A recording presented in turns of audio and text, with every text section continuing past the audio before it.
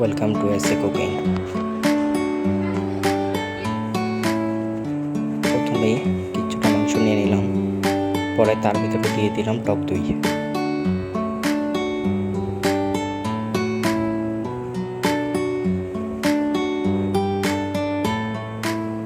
গরম মশলার গুঁড়া,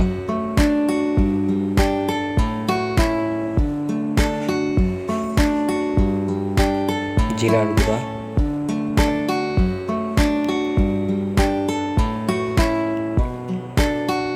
স্বাদ মতো লবণ,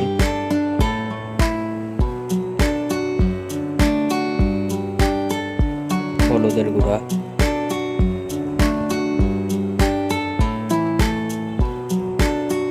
শুকনা মরিচের গুঁড়া,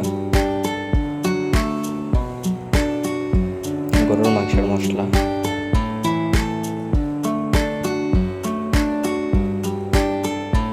টেস্টিং সল্ট,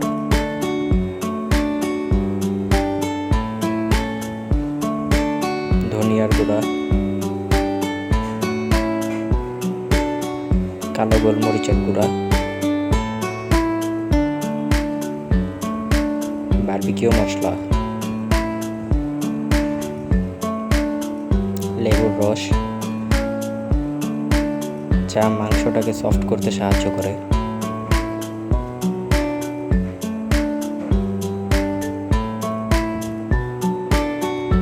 পরিমাণ মতো আদা রসুন বাটা,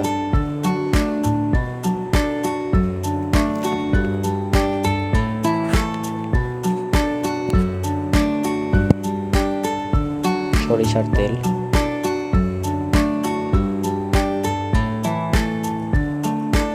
এখন ভালো করে মেখে নিতে হবে যাতে মশলাগুলো মাংসের ভিতরে ভালোভাবে ঢুকে যায়।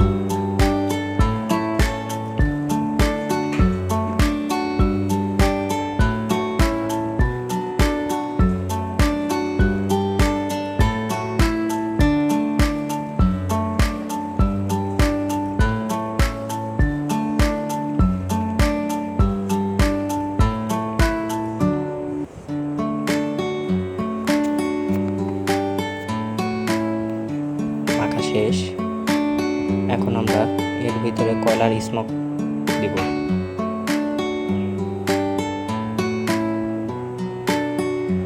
তার জন্য কয়লার উপরে কিছুটা সরিষার তেল দিয়ে দিতে হবে, আর এই স্মোকটা মাংসের ভিতরে যাতে ভালোভাবে ঢুকে যায় তাই ঢাকনা দিয়ে ঢেকে দিতে হবে।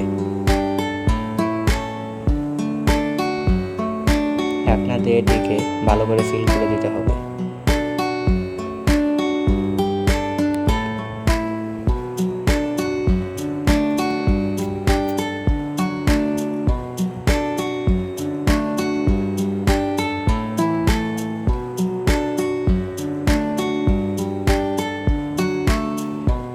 কিছুটা সময়ের জন্য তা রেখে দিতে হবে।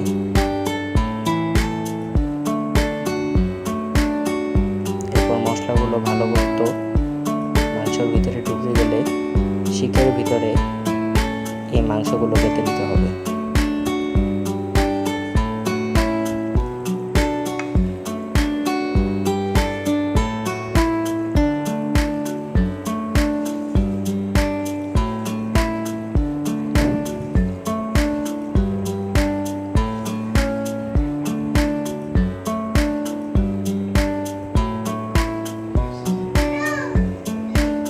শিকের ভিতরে মাংসগুলো কাটা শেষ।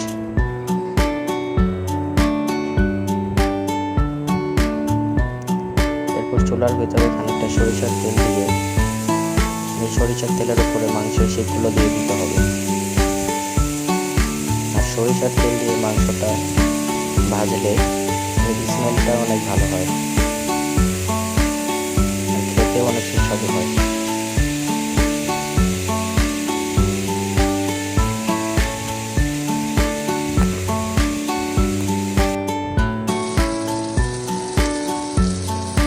ভালোভাবে ভেজে নিতে হবে যাতে এর কোনো জায়গায় কাঁচা থেকে না যায়।